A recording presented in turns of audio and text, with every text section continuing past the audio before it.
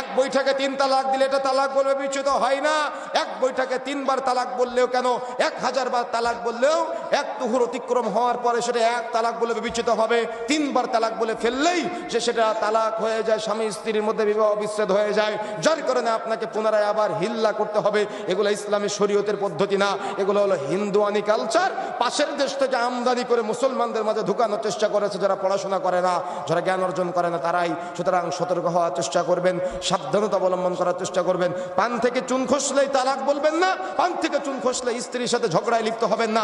আপনার স্ত্রীকে ইসলাম বলেছে আর দুনিয়া কুল্লুহা মাতা, গোটা পৃথিবীটাই সম্পদ। ও খৈরু মাতাঈদ দুনিয়া, তার মধ্যে শ্রেষ্ঠ সম্পদ হলো আল মারআতু সালিহা, সতী এবং সাধবী স্ত্রী। তার মানে আপনার টাকা পয়সা সম্পদ, জমি জায়গা সম্পদ, বংশের সবকিছু আপনার সম্পদ, কিন্তু আপনার শ্রেষ্ঠ সম্পদ হলো আপনার স্ত্রী। যদি সেই স্ত্রী হয় সতী এবং সাধবী, যদি সেই স্ত্রী হয় আপনার চক্ষু শীতলকারী। সুতরাং এই সতী এবং সাধবী স্ত্রীকে নিয়ে সংসার করার চেষ্টা করবেন। কিয়ামতের আলামত হয়ে আপনি আপনার পরিবারে জুলুম করার চেষ্টা করবেন না, জুলুম নির্যাতন করে আজকে সমাজে চলার চেষ্টা করবেন না।